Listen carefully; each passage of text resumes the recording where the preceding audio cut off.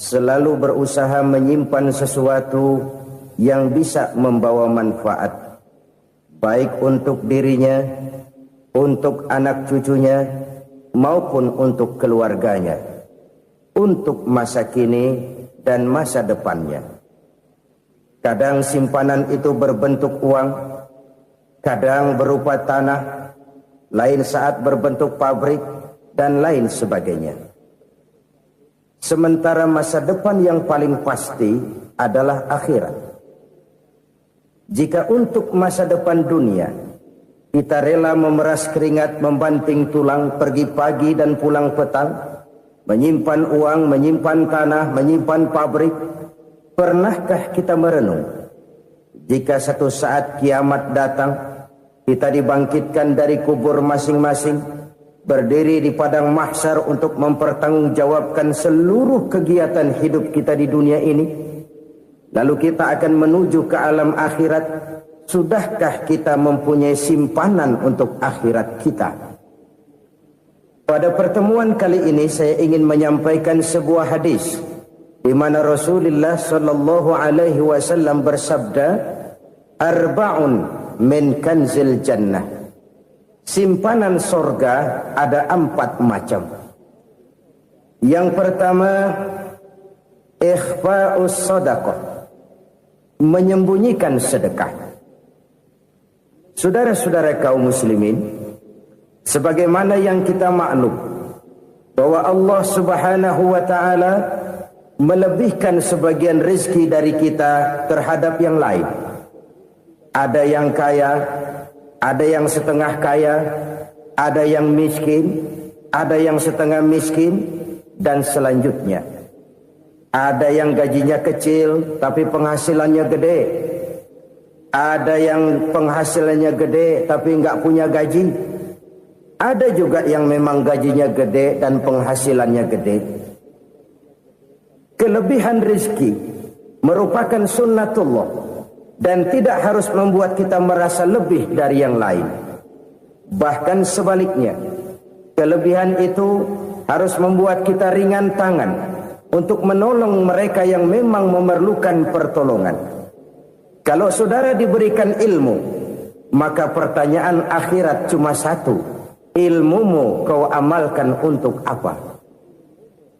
Kalau saudara diberikan umur yang panjang, pengadilan akhirat juga bertanya satu: umurmu kau habiskan di mana? Tapi kalau saudara diberikan harta, pengadilan akhirat akan bertanya 2: hartamu kau dapat dari mana? Kau belanjakan kemana? Dari mananya ditanya dan kemananya juga ditanya. Oleh karena kita akan dimintakan pertanggungan jawab, maka amanah yang bernama harta ini harus kita gunakan dengan sebaik-baiknya. Ada penggunaan yang merupakan kewajiban, itu zakat namanya. Ada penggunaan yang sewaktu-waktu, itu infak namanya. Ada yang lebih sewaktu-waktu lagi, dan itu sedekah namanya. Zakat dia terikat oleh haul dan nisab, oleh putaran batas waktu dan ukuran dari harta itu sendiri. Sedangkan infak terikat oleh situasi dan kondisi perekonomian seseorang. Sedangkan sedekah tidak terikat dengan apapun. Dalam kondisi seperti apapun kita bisa melakukan sedekah dengan yang terkecil sekalipun. Sampai-sampai Rasulullah sallallahu alaihi wasallam mengajarkan, la tahqiranna minal ma'rufi syai'an walau an talqa akhaka biwajhin talik. Atau ada hadis, tabassumuka fi wajhi akhika laka shadaqah. Senyumanmu kepada temanmu adalah sedekah. Jadi untuk melakukan sedekah tidak harus dalam berbentuk uang. Dengan ilmu kita bisa sedekah. Dengan tenaga kita bisa bersedekah, dengan pikiran kita bisa bersedekah, bahkan senyum kepada teman itu pun sedekah. Jadi kalau sedekah dengan uang memang belum punya uang, nyengir aja banyakin. Itu asal pada tempatnya, jangan lalu ketemu tiang listrik cengengesan. Tentu tidak pada tempatnya dan tidak wajar. Nah, sedekah yang paling dicintai Allah adalah sedekah yang disembunyikan. Artinya, jauh dari sifat riya.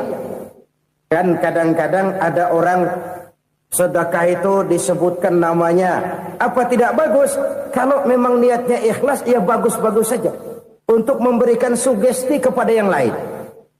Di Fulan bin Fulan nyumbang sekian, diumumkan.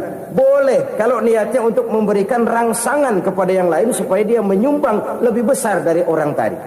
Tapi kalau itu mendatangkan riya, maka sedekah yang paling dicintai Allah adalah sedekah yang disembunyikan. Tangan kiri saja tidak tahu apa yang diberikan oleh tangan kanan. Sedekah yang dilakukan dengan ikhlas akan merupakan perbendaharaan surga, tersembunyi dari pandangan orang lain, tidak seorang pun tahu. Karena memang sikap yang baik adalah melupakan kebaikan dan mengingat kesalahan. Itu salah satu ciri orang bahagia. Orang yang selalu mengingat kesalahannya dan berusaha melupakan segala kebaikannya. Kalau dia akan berada kebaikan, dia tidak bisa ikut, dia merasa rugi karena dia merasa belum pernah berbuat baik. Tapi kalau akan melakukan kesalahan baru, dia ingat kesalahan yang sudah-sudah, sehingga terhalang baginya untuk melakukan satu kesalahan baru. Demikianlah saudara-saudara, bahwa Allah melebihkan rizki sebagian kita dari yang lain, agar terjadi tolong-menolong dalam kehidupan ini. Jadi kesenjangan yang nature, kesenjangan yang alami, itu sunnatullah. Ada yang kaya, ada yang miskin, ada yang kelas menengah. Nah, kenapa lalu sekarang kita berusaha mengentaskan kemiskinan?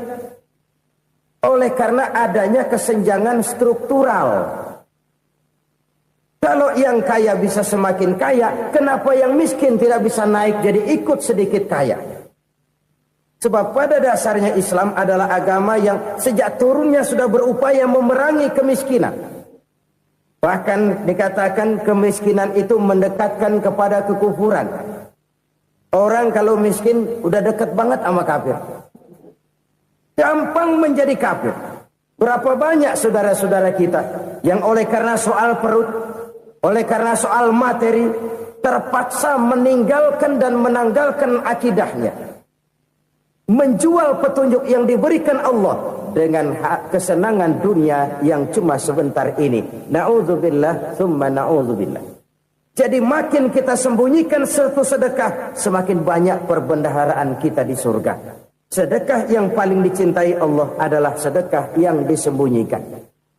Malahan ada seorang sufi, dia punya kebiasaan kalau pergi sholat Jumat dia bawa uang, itu uang dia taruh di bawah tikar masjid. Dia niat sedekah kepada siapa saja yang nemuin itu duit. Maksudnya apa? Supaya yang nemuin nggak tahu siapa yang punya duit. Demikian dia saking ingin menyembunyikan sedekahnya. Karena sifat riya itu bisa memakan amal kita sendiri. Riya itu termasuk menyebut-nyebut kebaikan kita. Orang yang suka nepuk dada, sedikit-sedikit ngitungnya kalau nggak gua. Tuh kalau nggak gua tuh yang belah situ kalau nggak gua. Iya kalau nggak lu kenapa emang? Orang yang suka menepuk jasad. Tuh biasanya memang begitu saudara-saudara. Kalau perang lagi berkecamuk, orang nggak sempat ngaku jadi pahlawan. Tapi begitu perang selesai, yang kagak kenal bedil ngaku pahlawan, mas. Itu sesuatu yang biasa. Oleh karenanya, orang-orang yang ikhlas dalam bersedekah, disembunyikannya sedekah itu, Allah cinta betul. Malahan ada hadis memberikan jaminan, inna sedaqatal mar'il muslimi tazidu fil umri wa tadfa'u mitatas su'i. Sesungguhnya sedekahnya seorang mukmin tazidu fil umri, bisa menambah umur panjang. Wa tadfa'u mitatas su'i, dan menyelamatkan manusia dari mati secara su'ul khatimah. Jadi siapa yang kepengen panjang umur, banyaklah sedekah. Yang bosan hidup, pelit terus. Sedekah menambah panjang umur dan menyelamatkan manusia dari mati secara su'ul khatimah. Pak, katanya umur itu nggak bisa ditambah, nggak bisa dikurangin. Kapan? Kalau ajal sudah datang. Wa idza jaa ajaluhum la yastakhiruna sa'atan wa la yastakdimun. Kalau ajal datang tidak bisa dimajukan, tidak bisa dimundurkan. Itu kalau ajal sudah datang. Tidak bisa lagi umur ditambah dikurangi, sudah datang. Tapi kalau belum datang, itu kan haknya Allah. Mau ditambah, mau dikurangi, hak prerogatif Allah. Sebagai pencipta manusia, Allah Maha Kuasa dan Maha Mampu. Sedekah ini menambah panjang umur dan menyelamatkan manusia dari mati secara su'ul khatimah. Itu orang mati kan sama ya, kondisinya mati, nggak nafas. Tapi hakikat mati kan lain-lain. Ada yang mati itu husnul khatimah, baik akhirnya. Misalnya lagi ngaji mati, lagi sholat mati, lagi sedekah mati. Ini yang dinamakan dengan husnul khatimah, baik di akhirnya. Sebaliknya ada yang su'ul khatimah, jelek di akhirnya. Ini yang jadi catatan akhir. Lagi nyekek botol, mampus. Lagi banting kartu, modar. Su'ul khatimah, jelek pada akhirnya. Sedekah menyelamatkan manusia dari mati secara su'ul khatimah. Dan kita semua kepengen mendapat husnul khatimah, jauh dari su'ul khatimah. Oleh sebab itu yang bisa menyelamatkan kita dari penyakit itu antara lain adalah sedekah yang disembunyikan. Yang dikerjakan dengan ikhlas karena Allah. Tidak karena kepengen dipuji orang, tidak karena ingin dikatakan orang pemurah, sebab orang dermawan itu orang yang memberi tanpa harus diminta. Kalau masih harus diminta, ya belum dermawan namanya, masih harus diminta. Kalau nggak diminta ya tulus, lolos, polos. Saudara-saudara kaum muslimin rahimakumullah. Harta adalah amanat dan akan kita pertanggungjawabkan. Allah melebihkan rizki sebagian kita dari yang lain agar kita saling tolong menolong, bantu membantu. Nabi janjikan siapa yang meringankan beban saudaranya muslim di dunia, Allah akan meringankan bebannya di akhirat nanti. Sebuah jaminan dari baginda Nabi. Si orang yang kita bantu barangkali tidak bisa membalas, Allah yang akan membalas lewat jalan lain yang tidak pernah kita sangka-sangka. Ada orang tanya, Pak, ini ada orang nyumbang masjid sambil marah-marah, bagaimana? Saya bilang sumbangannya aja ambil, marahnya jangan. Marahnya jangan diambil, itu urusan dia. Saudara-saudara kaum muslimin rahimakumullah. Umat Islam ini kan umat yang punya potensi besar. Kadang kita merenung, kenapa kadang-kadang pembangunan masjid kok lambat sekali? Kalau hotel hari ini peletakan pertama, bulan depan peresmian. Supermarket hari ini peletakan batu pertama, minggu depan peresmian. Tapi kalau sudah yang namanya masjid, kadang-kadang peletakan batu pertama sekaligus jadi batu terakhir. 3 tahun, 4 tahun, campur nebar jalak di jalanan, duit dijaring kayak ikan sepat. Apa tidak ada orang Islam yang kaya? Banyak. Apa tidak ada pengusaha muslim yang jadi konglomerat? Ada. Lalu yang belum banyak itu yang komit terhadap nilai-nilai agamanya. Akhirnya kita jatuh jadi umat yang lemah. Belum ada pengusaha konglomerat muslim buka pabrik supermi cap beduk misalnya umpamanya atau pabrik kecap cap sorban supaya identitas keislamannya sedikit kelihatan. Kita jatuh jadi umat yang lemah karena potensi tidak terinventarisir dengan baik. Kita ini ibarat kompor yang cuma matengin nasi orang lain. Potensi kita dimanfaatkan oleh orang lain. Ukhuwah Islamiyah kita baru terbatas kepada silaturahmi. Ukhuwah di bidang ekonomi kita lemah, ukhuwah di bidang kebudayaan kita lemah, apalagi ukhuwah di bidang politik kita lebih rapuh lagi. Padahal ukhuwah itu adalah totalitas kehidupan manusia, menyangkut ipolexosbud, memerlukan nilai-nilai ukhuwah. Jadi oleh karena itu mari kita menyadari di dalam harta kita, walaupun kita yang cari, pergi pagi, pulang sore, peras keringat, banting tulang, di sana ada harta anak yatim. Di sana ada hak masjid. Di sana ada hak pesantren, di sana ada hak jihad. Berbahagialah seseorang apabila dia oleh Allah dijadikan keran. Keran itu menyimpan air, tapi tidak untuk dirinya, tapi disalurkannya kepada mereka yang memang memerlukannya.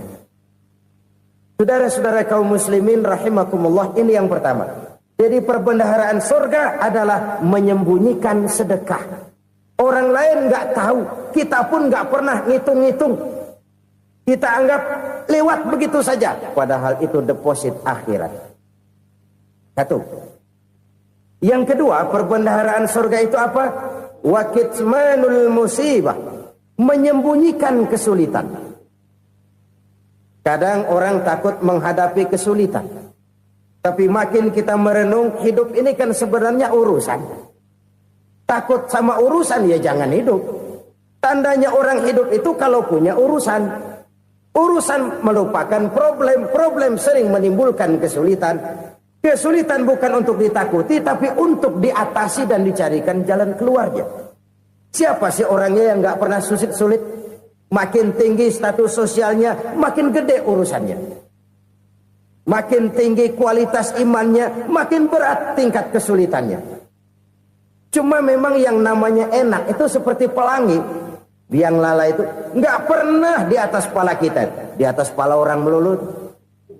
Lo sih enak lo, kata kita. Dia juga bilang yang enak kan lo. Pelangi itu nggak pernah di atas kepala kita. Kata tukang beca, aduh enak ya naik Mercy. Kata tukang beca, apa yang di dalam mobil Mercy? Aduh enak bener tukang beca, di jok ngeringkuk ngorok pulas bener.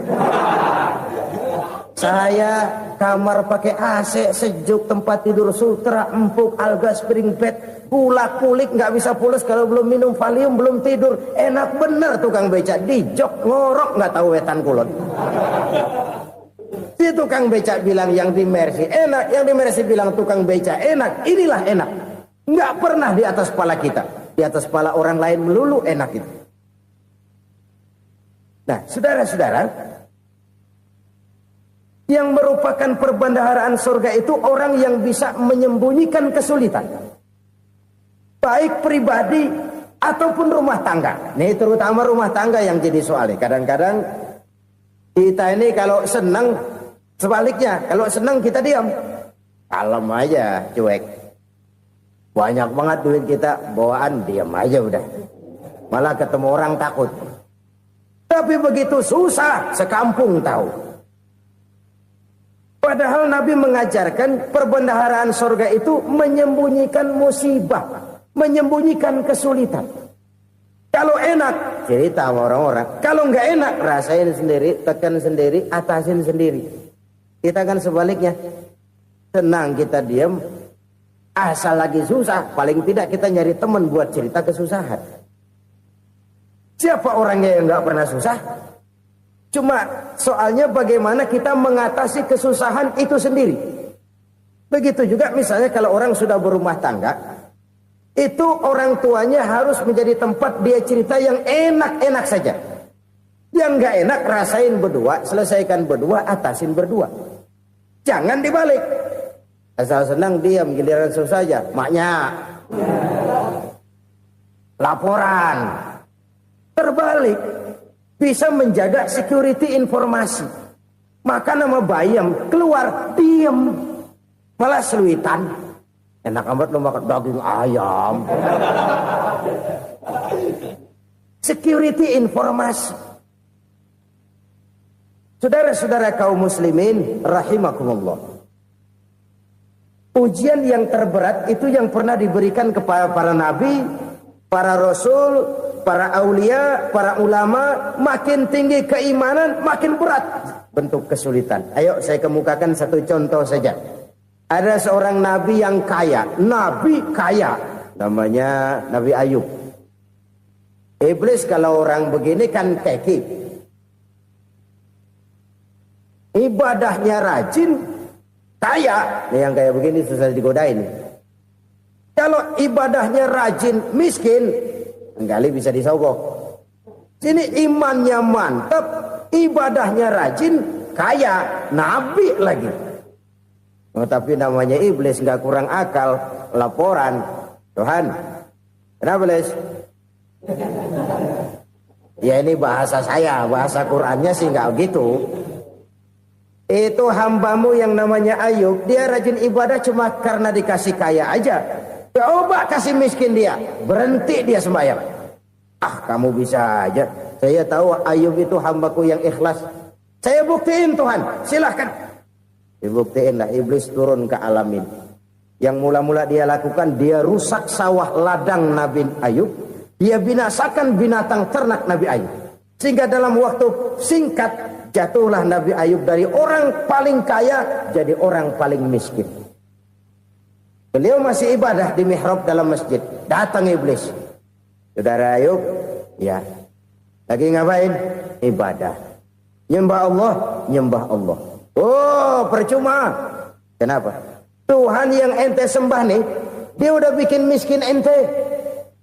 Sawah ladang ente hancur lebur, binatang ternak binasa. Sekarang ente jadi orang paling miskin. Ngapain nyembah Tuhan kayak begitu? Tekor.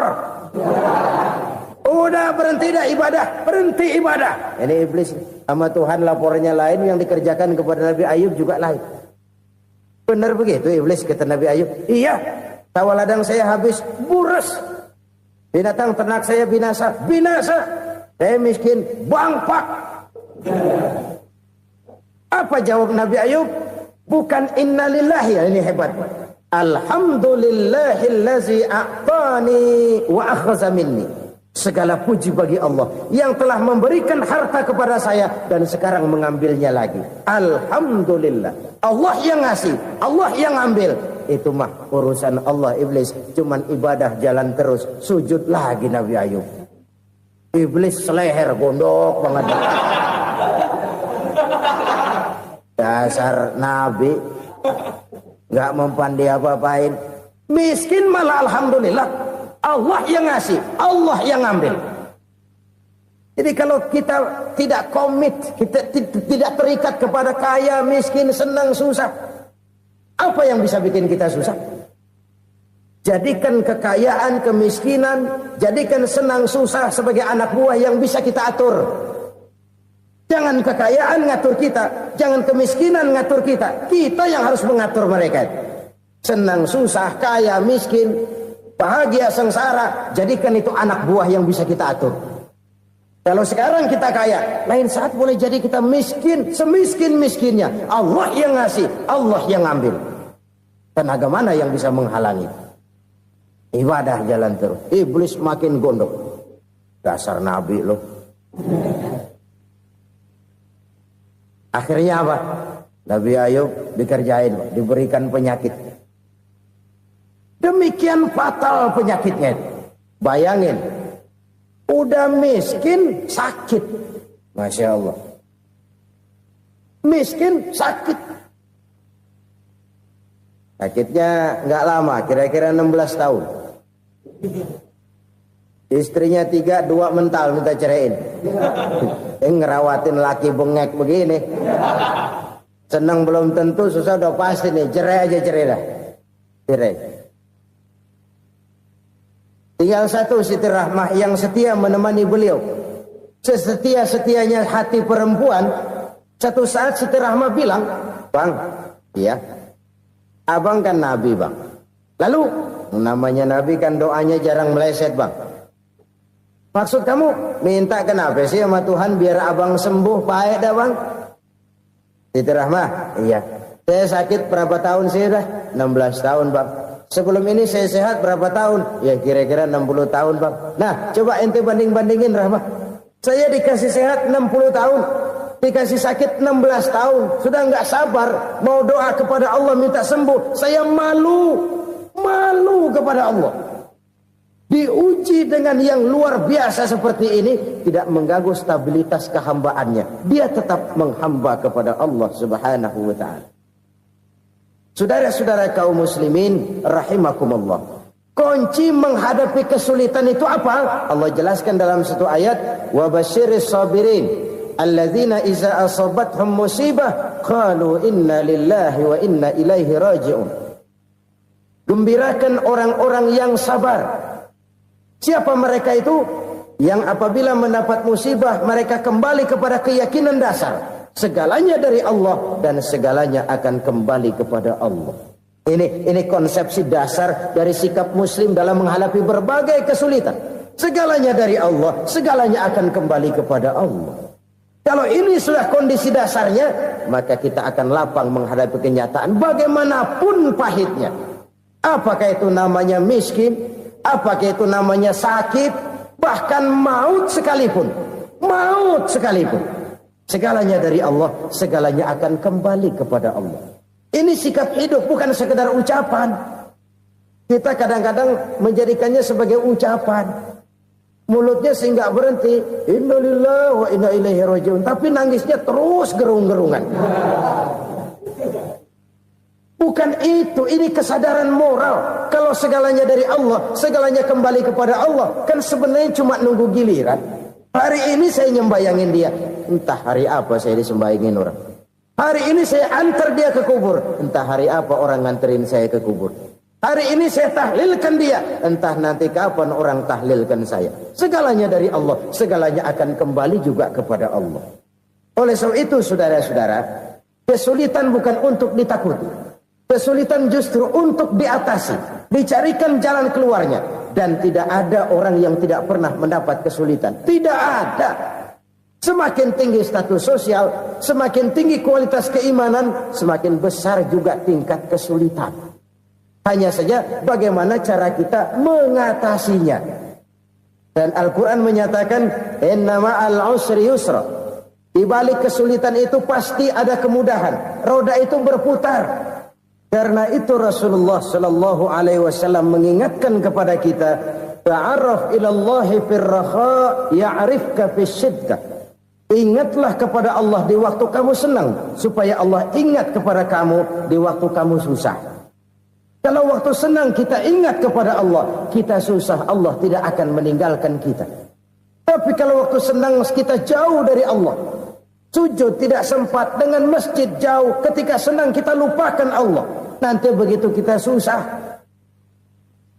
Allah lupakan kita. Dan itu menyakitkan. Oleh karena itu orang-orang tua kita dulu bilang, kalau lagi sehat ingat-ingat lu bakal sakit nanti. Kalau lagi kaya ingat-ingat satu saat kita bakal jatuh miskin. Bahkan kalau lagi muda ingat-ingat kita bakal tua. Dan yang terpenting kalau lagi hidup ingat-ingat kita bakal mati. Saudara-saudara kaum muslimin rahimakumullah. Jadi yang kedua yang merupakan perbendaharaan surga, menyembunyikan musibah. Saudara-saudara kaum muslimin rahimakumullah. Hal ketiga yang merupakan perbendaharaan surga adalah wasilatur rahmi. Orang yang suka bersilaturahmi. Sebagaimana yang kita maklum bahwa manusia adalah makhluk yang disebut zon politika. Makhluk sosial yang tidak mungkin hidup sendiri-sendiri. Betapa dan siapapun kita memerlukan orang lain. Bodoh betul manusia kalau tinggal di tengah masyarakat tapi tidak mau bermasyarakat. Merasa hebat sendiri, pintar sendiri, gagah sendiri, kaya sendiri. Mungkin kalau mati juga ngubur sendiri. Jangankan kita di sini, di sorga saja Nabi Adam waktu sendirian bengong melulu, ngondar mandir. Allah tegur dam sepi dam. Ya ini kalau bahasa saya. Iya Tuhan sepi ini nggak ada coret-coretan pisan ini. Diciptakan Siti Hawa baru anteng Nabi Adam. Itu di surga. Cobalah. Umpamanya saudara tinggal di Jakarta nih. Kayak bener. Apaan aja di Jakarta punya saudara dah. Jembatan Semanggi ambil. Monas, Buntel bawa pulang. Hotel-hotel ambil semua. Cuman tinggal di Jakarta sendirian, apa enaknya? Betapa dan siapapun kita perlu orang lain. Tidak ada seorang pun yang bisa memenuhi kebutuhan hidupnya secara sendiri-sendiri. Nah, Islam telah menyelamatkan manusia dari ras diskriminasi. Mengikat manusia dengan persaudaraan yang berlandaskan kepada akidah. Karena itu dianjurkan bersilaturahmi. Bahkan Nabi menyatakan, man arada ayyubsata lahu fi rizqihi wa yunsa'a fi atharihi falyasil rahimah. Siapa yang kepengen diluaskan rezekinya dan dipanjangkan usianya, banyaklah ia bersilaturahmi. Siapa yang kepengen dimudahkan rezekinya, hendaknya ia banyak bersilaturahmi. Kalau banyak teman, kesulitan kan paling tidak ada tempat cerita. Udah susah, sendirian kita pikirin diri, nggak ada tempat tukar pikiran. Cepet banget sama bengek. Dilawan sendiri. Nah, secara makro kita bisa berkata, tidak mungkin ada kemenangan kalau tidak ada kekuatan. Tidak ada kekuatan kalau tidak ada kesatuan dan persatuan.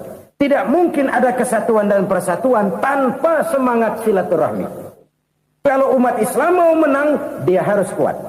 Kalau umat Islam mau kuat, dia harus bersatu. Kalau umat Islam mau bersatu, dia harus membudayakan silaturahmi ini. Bahkan sampai-sampai kata Nabi, kalau bisa cari nilai tambah. Apa? Silman qata'ak. Bersilaturahmilah kau kepada orang yang marah denganmu. Masya Allah, indahnya ajaran agama kita. Orang yang marah pun kepada kita, kata Nabi, kalau bisa bersilaturahmilah kepadanya. Kepada orang yang marah itu. Di situ nilai tambah. Cuman jujur nih hadis, ngucapinnya gampang, ngamalinnya yang berat banget. Orang marah sama kita, kita disuruh silaturahmi. Ada apa malu? Lu marah, ada gue marahan lagi. Gue pikirin. Saudara-saudara kaum muslimin rahimakumullah. Tapi ini yang diajarkan, bahkan ini yang dicontohkan oleh baginda Rasul. Bagaimana begitu mudah, misalnya satu saat Abu Jahal ini ngatur strategi bagaimana bikin Muhammad celaka. Dia gali lubang di depan tempat tidurnya. Dia tutupin daun korma. Terus dia panggil seseorang, ke sini. Kasih tahu Muhammad, pamannya sakit keras, minta ditengokin. Berangkat orang ini ke sana.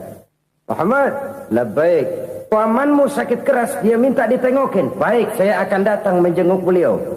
Berangkatlah Nabi ke rumah Abu Jahal tanpa prasangka apapun. Abu Jahal udah pasang stil, selimut 3 rangkap setengah dipakai, persis kayak orang meriang. Tapi sembari ngintip dari balik selimut, begitu Muhammad buka pintu, nah masuk perangkap nih. Muhammad jalan menuju tempat pembaringan. Makin lama makin dekat, makin lama makin dekat, makin dekat ke lubang yang dipasang oleh Abu Jahal itu. Dalam hati Abu Jahal, terus dah jatuh, mampus dah lu ini. Mampus lu hari ini nih. Apa yang terjadi? Malaikat Jibril datang. Muhammad, pamanmu cuma pura-pura sakit. Di depan tempat tidurnya ada lubang perangkap supaya kamu jatuh ke situ. Sudah, kamu pulang. Balik kanan Nabi. Sudah hampir jatuh ke lubang, balik kanan, pulang. Bayangin kecewanya Abu Jahal. Muhammad dikit lagi, Muhammad dikit lagi. Enggak paman, saya pulang aja. Emosi bangun dari tempat tidur, enggak sadar kalau lagi pura-pura sakit. Lompat ngejar Nabi, dia lupa dengan lubang yang dia gali. Serak, nyemplung sendiri ke dalam lubang.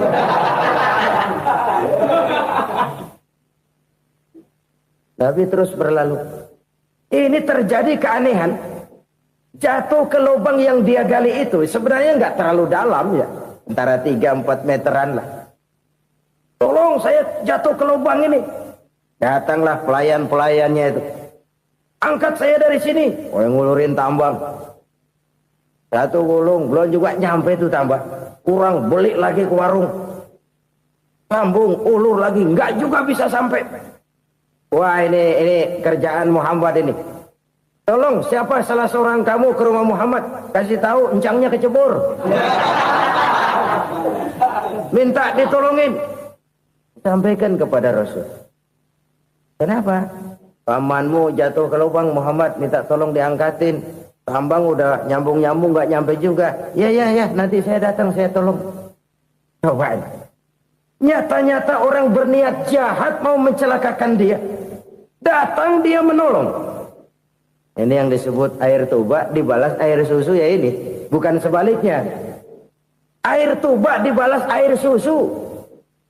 Paman, kecebur ya? Iya Muhammad, tolong ini. Pegang tangan saya. Nabi ulurkan tangannya. Nyampe. Dipegang oleh Abu Jahal. Diangkat ke atas. Sampai atas. Apa kata Abu Jahal? Sihirmu memang hebat Muhammad. Udah ditolongin dikata sihir. Yang enak kita kemplang kan itu orang begitu. Urusan apa? Tapi inilah akhlak. Kalau bisa kamu bersilaturahmilah dengan orang yang marah kepadamu sekalipun. Orang marah kita tetap baik. So, kalau kita berbuat baik sama orang yang memang baik, rasanya sih biasa-biasa aja. Orang baik kita baik lagi. Ya draw aja, belum ada nilai tambah di situ. Baru ada nilai tambah kalau kita bisa berbuat baik kepada orang yang nyakitin kita. Itu namanya kita setingkat di atas dia. Dia sakitin kita, kita berbuat baik sama dia. Dia pelit sama kita, kita baik sama dia. Dia marahin kita, kita deketin dia. Di situ kita punya nilai tambah. Jadi siapa yang ingin diluaskan rezekinya kata Nabi dan dipanjangkan umurnya, hendaklah ia banyak-banyak bersilaturahmi. Sederhana sebenarnya silaturahmi, tapi silaturahmi membangkitkan semangat kesatuan dan persatuan. Kesatuan dan persatuan melahirkan kekuatan. Dalam matematika 1 ditambah 1 pasti 2.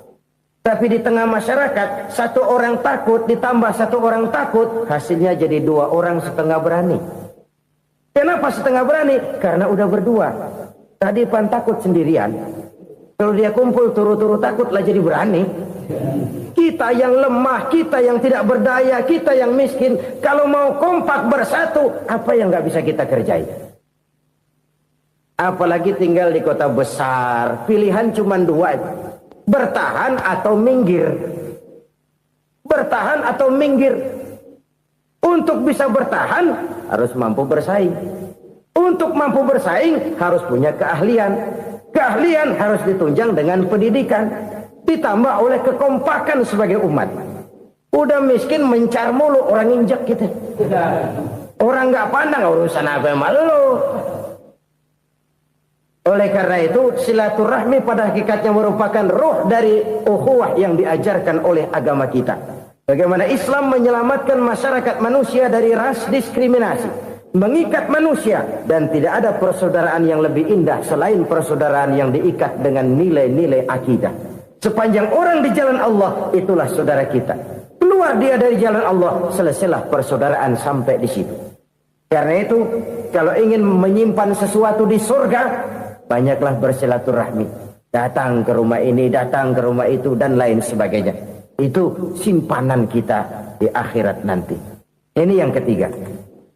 Saudara-saudara, yang keempat, perbendaharaan surga itu apa? Wa qawlu la hawla wa la quwwata illa billah. Ucapan la hawla wa la quwwata illa billah. Ibadah kan ada yang berat, modalnya besar. Bangun masjid berat, modalnya besar. Bangun rumah sakit berat, modalnya besar. Ada ibadah yang berat, tapi modalnya ringan. Misalnya puasa. Puasa itu berat, mengendalikan nafsu. Kalau sekedar nggak makan nggak minum sih enteng, mengendalikan nafsu. Itu jihad terbesar. Tapi kan modalnya ringan, cuma niat saja. Ini ibadah berat, modalnya ringan. Ada ibadah yang ringan, modalnya juga enteng. Seperti termasuk ucapan la haula wa la quwwata illa billah. Tanpa sadar, la haula wa la quwwata illa billah. Nyelengin tuh di surga. Nyelengin, kita nggak terasa. Nyelengin simpenan akhirat. La haula wa la quwwata illa billah. Nyimpen lagi. Kaget, la haula wa la quwata illa billah, nyimpan lagi, banyak simpanan. Walaupun sebenarnya yang dimaksud di sini adalah kesadaran batin bahwa tidak ada daya dan kekuatan kecuali Allah. Itu intinya. Kita memulai pekerjaan disunahkan baca bismillah, kan begitu. Apa itu? Kesadaran moral. Bahwa ini saya bisa kerjakan. Saya kerjakan ini dengan menyebut nama Allah. Kenapa? Kalau Allah tidak memberikan daya dan kekuatan, mana mampu saya kerjakan ini. Maka saya kerjakan ini dengan menyebut nama Allah. Bismillah. Kesadaran moral. Manusia hanya wajib berusaha, tapi nggak pernah wajib berhasil. Banyak hal-hal yang kalau kita renungkan secara rasio nggak mungkin. Tapi jadi kenyataan. La haula wa la quwata illa billah. Tidak ada daya dan kekuatan kecuali bagi Allah semata-mata. Kesadaran moral akan kelemahan dan keterbatasan makhluk bernama manusia. Kadang kita kagum dengan otak, tapi kita sering lupa sama yang bikin otak. Padahal bagaimanapun hebatnya otak, yang bikin otak pasti lebih hebat dari otak. Nggak percaya, silahkan otak-otakan. Inilah kecenderungan. Kita kagum dengan pesawat-pesawat mutakhir, bukan main besi gede banget terbang itu. Alangkah hebatnya. Lalu apa yang bikin otak tidak lebih hebat dari itu semua? Kita puji laut. Apa yang bikin laut tidak lebih hebat dari laut itu? La haula wa la quwata illa billah. Tidak ada daya dan kekuatan kecuali Allah. Apa yang bisa kita lakukan? Kalau tidak karena daya dan kemampuan yang diberikan oleh Allah kepada kita. Lahirlah sikap tawadu, rendah hati. Tidak melonjak menjadi angkuh dan sombong. Sadar akan kelemahan dan keterbatasan diri. Sebagai makhluk yang diciptakan oleh Allah subhanahu wa ta'ala. Jadi satu sisi ini ucapan yang berpahala. La haula. Jadi wiridan. Pada sisi lain ini kesadaran moral. Sikap mental, kesadaran batin, bahwa yang punya daya dan kekuatan itu cuma Allah. Kita nggak pantas untuk sombong, sebab sombong itu pakaiannya Allah. Kita nggak sedang pakai pakaian Allah, kegedean. Dan makin kita renungi, makin terbentur. Apa sih yang bisa kita sombongin? Kita mau sombong apa? Kayak pintar, itu kan semua relatif. Di atas langit masih ada langit lagi. Jadi oleh karenanya, marilah kita menyadari. Manusia hanya wajib berusaha, tapi tidak pernah wajib berhasil. Yang berusaha saja tidak wajib berhasil, apalagi yang tidak berusaha. Islam bukan agama orang pemalas yang selesai sholat lalu endelohom, nggelenggem ayem-ayem. Tapi Islam bukan agama orang sombong yang setelah berusaha lalu tidak memerlukan Allah. Kita bisa saja bikin proyeksi, tahun sekian kita bakal panen besar menurut perhitungan otak. Tapi ada kejadian lain. Apa? Tikus ngambek. Habis itu dimakanin tikus, panen gagal.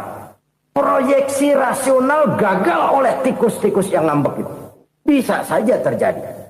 Tahun depan kita panen besar. Urung. Kenapa? Musim panas panjang. Dan sekarang ini koran-koran bikin berita musim mengalami penyelewengan. Bukan cuma manusia yang nyeleweng sekarang. Musim pakai nyeleweng. Mestinya kan musim hujan udah selesai. Masih hujan-hujan juga. Musim.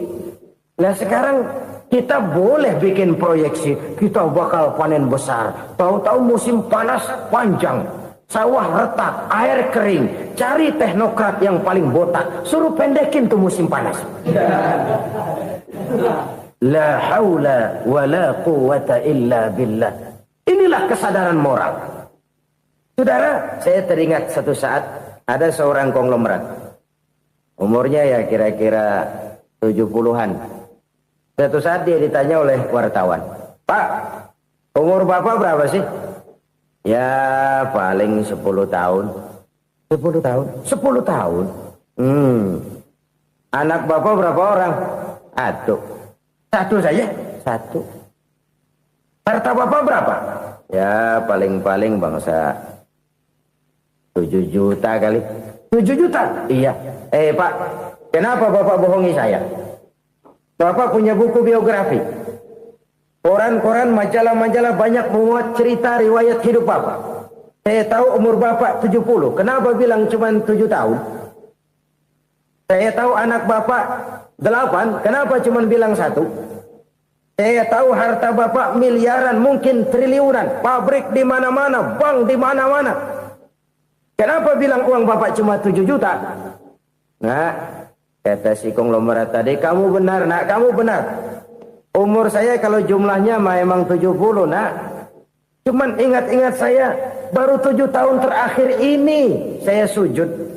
Baru 7 tahun terakhir ini saya berusaha dekat dengan Allah. Saya laksanakan perintahnya, saya jauhi larangannya. 7 tahun inilah rasanya yang ada nilainya di hadapan Allah. Yang 63 tahun matong, kelabu, kelem umur gue. Habis untuk maksiat, untuk munkarat. Maka ketika ditanya tadi, umur saya 7 tahun itu. Oh begitu Pak. Oh iya. Lalu anak Pak. Anak bapak kan 8. Kenapa bilang cuma 1? Nah, kalau jumlah hitungannya memang anak saya 8. Tapi dari 8 orang ini rasanya cuma 1 nih. Yang bakal jadi buah hati, belahan jantung. Pelanjut cerita, penerus sejarah. Bakal jadi anak soleh yang akan mendoakan saya. Cuma 1 rasanya anak saya ini yang bakal jadi buah hati saya. Besar-besaran saya. Yang akan mendoakan di kubur saya. Yang akan mendoakan di akhirat saya. Yang 7 orang mana, Masya Allah, yang atu tenggeng, yang atu nyekek botol ngolo, yang atu nggak karu-karuan. Makanya saya bilang 1 anak saya yang akan bisa mendoakan saya. Oh begitu Pak. Iya. Nah harta Pak, harta bapak kan triliunan, pabrik bapak di mana-mana, uang bapak hampir di tiap bank-bank besar. Kenapa bilang cuma 7 juta? Betul kau nak. Harta saya kalau jumlahnya memang miliaran, triliunan mungkin. Tapi yang saya ingat baru 7 juta tuh yang saya belanjakan di jalan Allah. Saya nyumbang masjid, saya santuni yatim piatu, saya bantu pembangunan pesantren, saya bantu pembangunan rumah sakit Islam. Itu yang akan saya bawa pulang ke akhirat, yang 7 juta itu. Yang triliunan itu nanti akan diperebutkan oleh anak-anak saya sebagai waris saya. Jadi harta saya 7 juta itu yang bakal nemenin saya di akhirat. Yang akan saya bawa pulang jadi teman saya. Saudara-saudara kaum muslimin, jangan-jangan orang tua itu adalah kita-kita ini. Jangan-jangan kita-kita ini adalah orang tua itu. Jangan-jangan itu potret dari diri kita masing-masing. Dari sekian umur yang diberikan Allah, berapa tahun yang ada nilainya di hadapan Allah? Dari sekian anak-anak yang merupakan amanah, berapa yang akan mendoakan kita sebagai orang tuanya menjadi anak soleh? Dari sekian banyak harta yang diberikan Allah, berapa yang akan kita bawa pulang menghadapnya nanti, yang kita belanjakan di jalan Allah?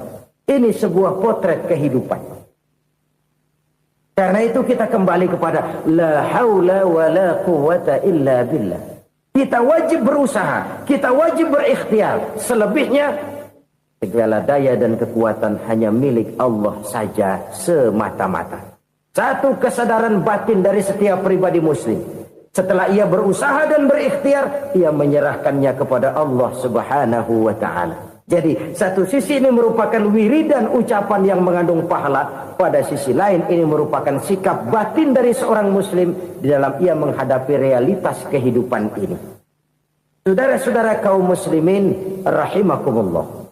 Kalau ini kita jadikan satu basis kehidupan, maka ini akan menyelamatkan manusia dari kemungkinan tergelincir menjadi orang yang lupa diri dan lupa darat. Sebab itu Imamul Ghazali berpesan, jadidis safinah fa innal bahra amiq wa khuziz zad fa inna safara ba'id wa khaffifil hamla fa innal hamla sadid. Perbarui selalu kapalmu karena lautan sangat dalam. Bawa bekal yang banyak karena perjalanan ini sangat jauh. Ringankan beban karena kebanyakan beban akan menyakitkan. Alangkah indah kalimat ini, alangkah dalam makna yang terkandung di sana. Perbarui selalu kapalmu karena lautan sangat dalam. Apa artinya ini? Jaga mentalmu baik-baik. Pelihara imanmu baik-baik karena hidup penuh cobaan seperti lautan. Kita kalau berlayar di lautan kan kadang-kadang tenang, angin bertiup sepoi-sepoi basah. Jika malam datang bintang gemintang bertabur menghias cakrawala. Rembulan memantulkan sinarnya dengan indah. Dalam keadaan begitu berlayar enak. Tapi lain saat ombak menggunung, halilintar menyambar, angin topan bertiup. Berapa banyak sudah saudara-saudara kita yang tenggelam di lautan dunia tanpa sadar bahwa dia belum sampai kepada pantai yang akan dituju. Berapa banyak sudah saudara-saudara kita yang tenggelam di lautan dunia ini tanpa sempat bangkit lagi. Dia menyangka sudah sampai kepada tujuannya. Hati-hati kapal jangan sampai bocor karena lautan sangat dalam. Iman ini jaga baik-baik karena hidup penuh dengan ujian. Wa khuzizat fa inna safara ba'id. Bawa bekal yang banyak karena perjalanan sangat jauh. Saudara mau ke Bandung, bawa duit. Saudara mau ke Surabaya, banyakan lagi duitnya. Saudara mau ke Mekah, gepokan, iketan tuh duit nggak lembaran lagi. Makin jauh perjalanan, makin banyak bekal yang harus kita bawa. Kalau saudara dari Jakarta mau ke Surabaya, kagak bawa duit berangkat juga, itu sih bukan berani namanya, nekat. Sampai Surabaya belum tentu, sengsara di jalan udah pasti. Kenapa? Nggak bawa bekal berangkat. Sama juga kita nih, misalnya belum sempat sembahyang, mati. Waduh, berani banget orang.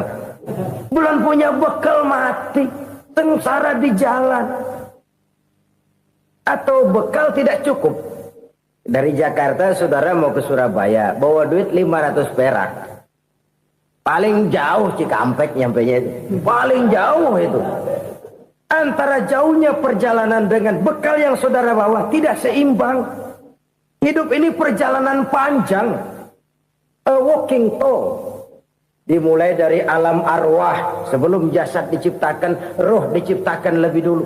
Dari situ pindah ke alam rahim. Dari alam rahim pindah ke alam dunia. Dari alam dunia pindah ke alam barzah. Baru menuju akhirat. Satu perjalanan panjang. Kalau bekal tidak bawa, sengsara di jalan. Bawa bekal yang banyak karena perjalanan ini sangat jauh. Wa khaffifil hamla, ringankan beban karena beban itu cuma akan menyulitkan. Kalau bekal itu sih keperluan, tapi beban nggak kita perluin, coba ngeberat-beratin.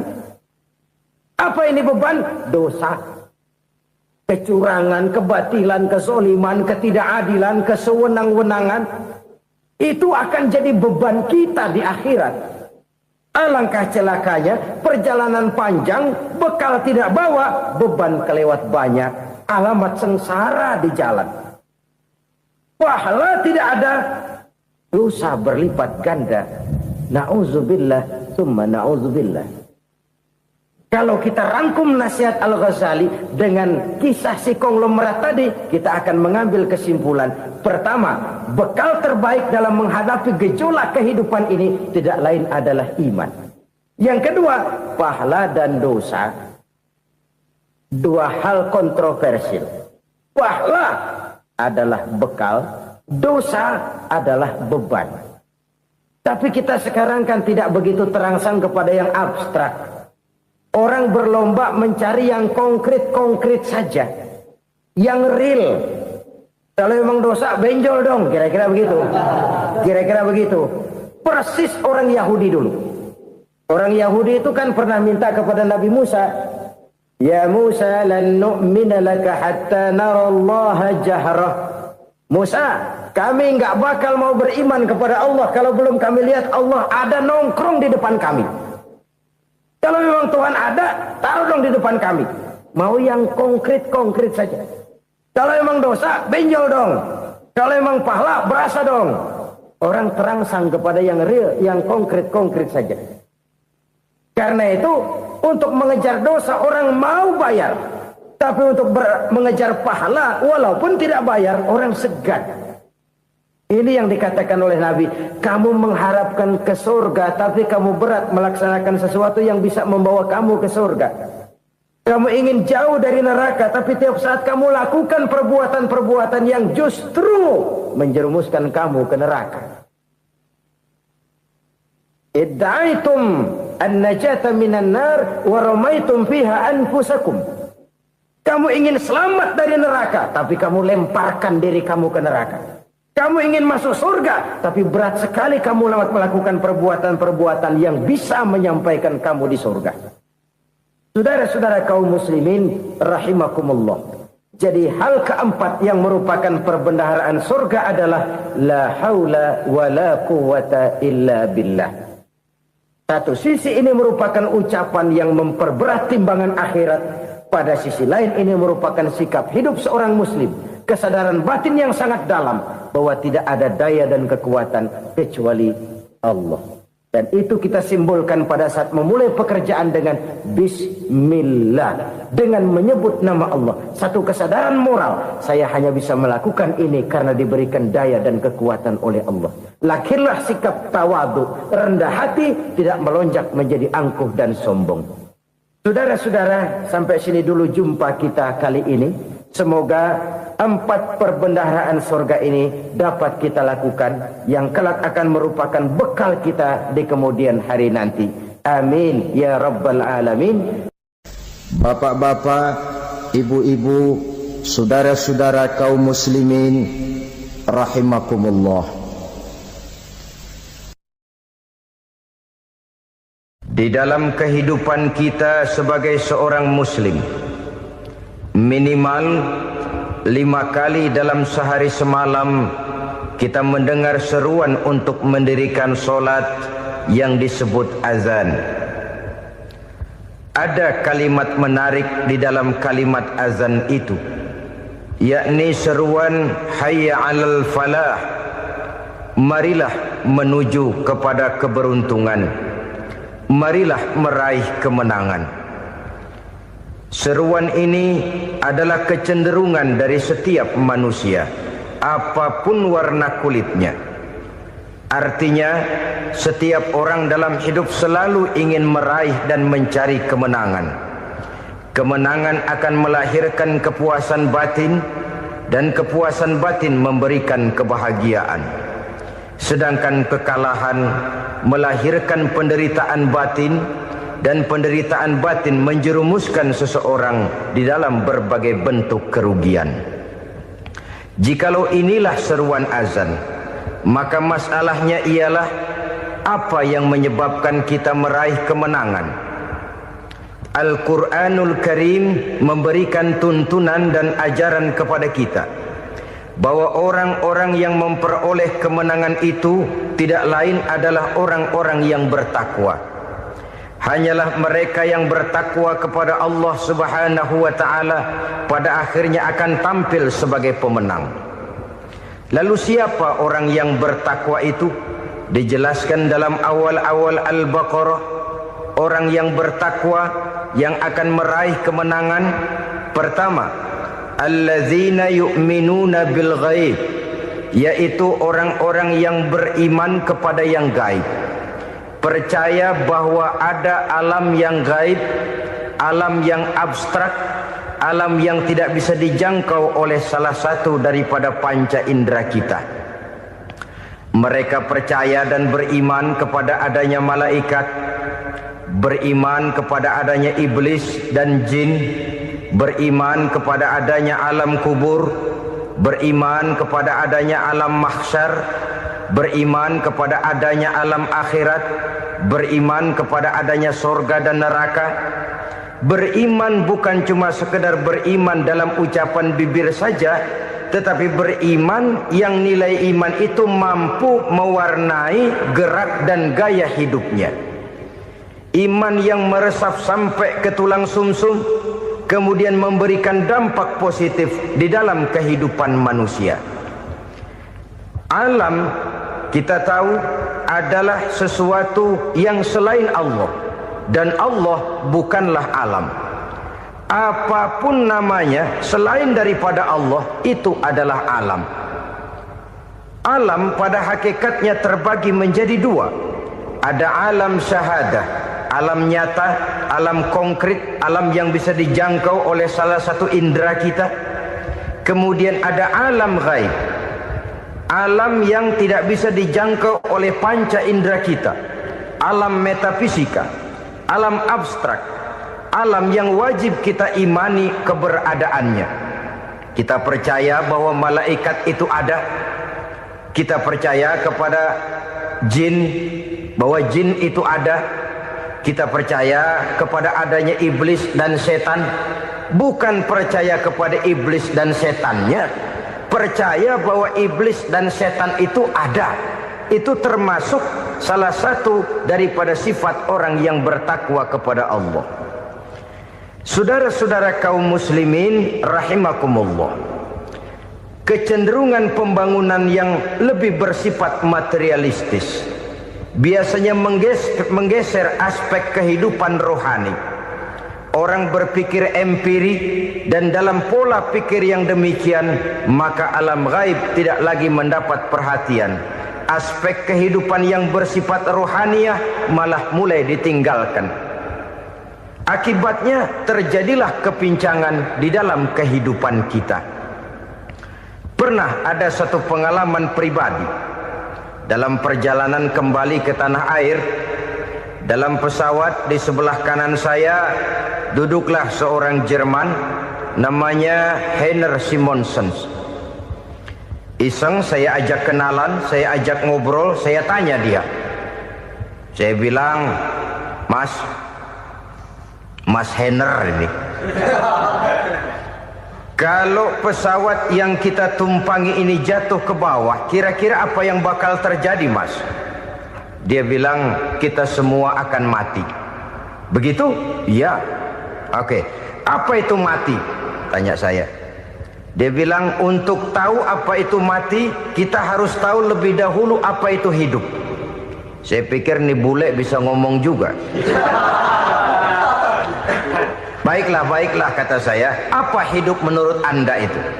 Oh, hidup itu dia bilang, kalau seluruh anggota badan kita bekerja secara normal, paru-paru memompa darah secara normal, jantung berdetak secara normal, sel-sel tubuh bekerja secara fit, dan organisme tubuh hanya mau bekerja secara normal, dia bilang, kalau kita memberi makan yang cukup, menu yang teratur, dan gizi yang lengkap. Saya bilang, kesimpulannya apa, Ner? Dia jawab, hidup adalah dari tangan ke mulut. Life is from the hand to the mouth, kata dia. Hidup adalah dari tangan ke mulut. Jadi masalah hidup tidak lebih daripada masalah isi perut. Orang pergi pagi, pulang sore, peras keringat, banting tulang, perut yang dibelain. Saya bilang, you are wrong. Sampean salah, Ner. Kamu orang Islam bukan? Bukan. Pantas. Kenapa saya salah? Dia bilang, ya jelas salah. Salahnya di mana? Kamu ini manusia. Kalau hidup cuma dari tangan ke mulut, saya bilang, kambing di kampung saya juga begitu pikirannya, Ner. Itu kambing di kampung saya, asal perutnya kenyang, sudah hidup dia. Perkara besok bagaimana, lusa prospeknya macam mana, bulan depan ada apa, kambing nggak pernah mikir. Di kampung saya kambing juga pikirannya begitu. Kamu Kristen ya? Tadinya. Loh kok tadinya, lalu apa sekarang kamu ini?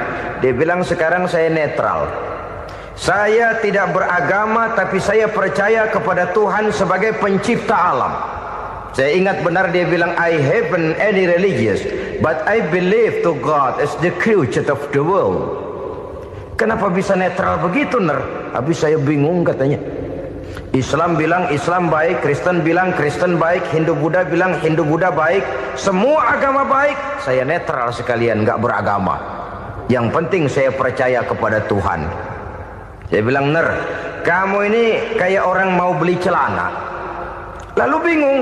Yang satu bilang Levi's bagus, yang satu bilang Blue Jean hebat, yang satu bilang Wool England hebat. Celana ini hebat, celana itu bagus, celana ini hebat. Semua celana bagus, kamu bingung.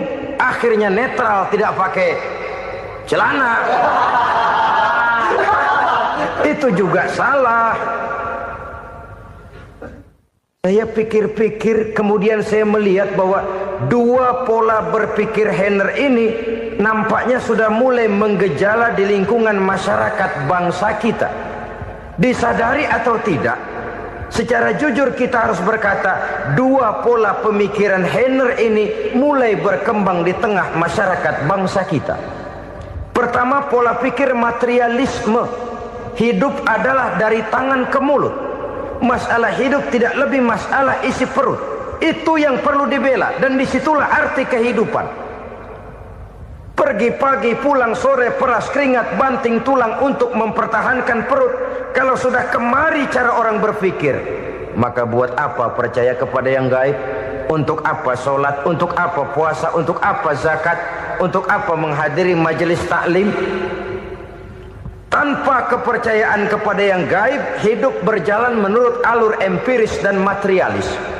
Kalau sudah ke sana cara orang berpikir, biasanya orang lalu cenderung menghalalkan segala cara.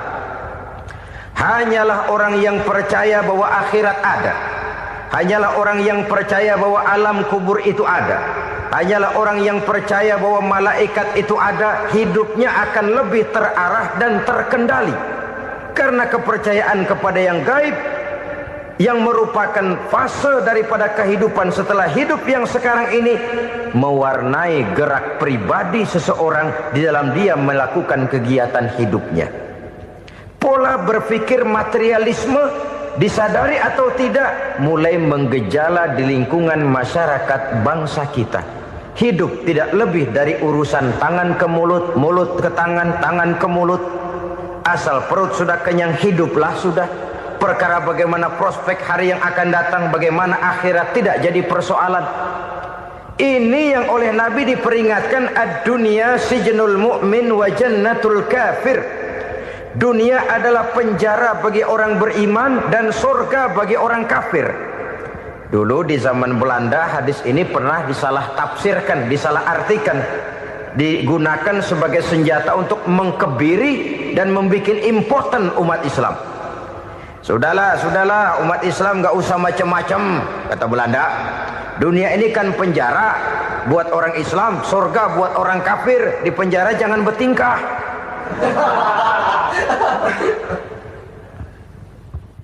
Pengertiannya tidak begitu.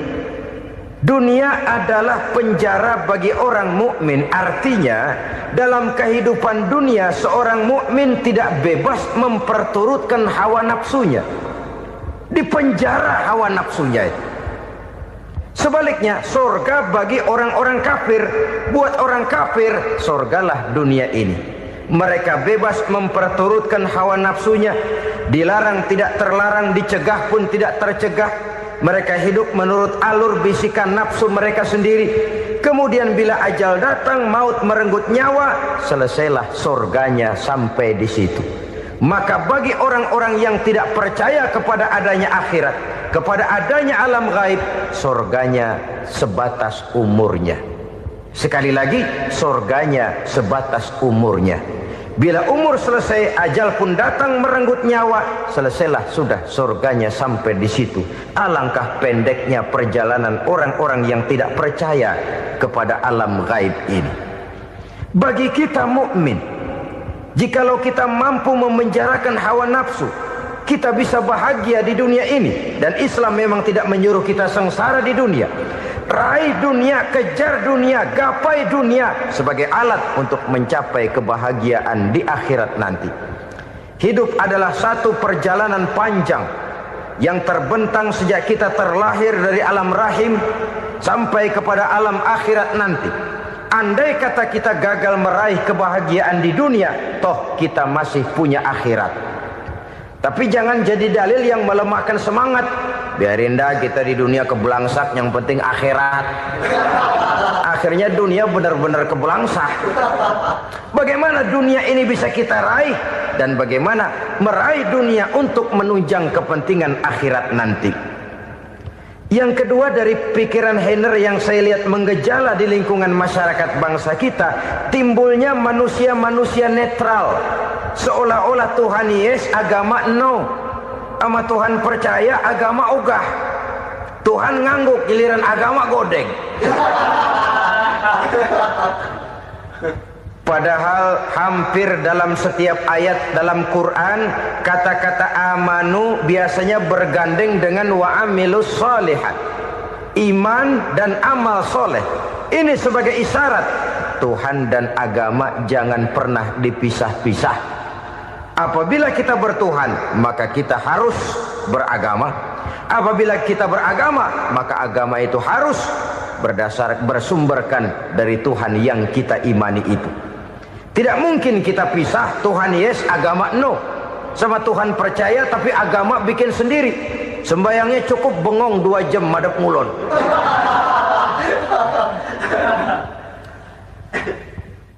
Saudara-saudara kaum muslimin rahimakumullah.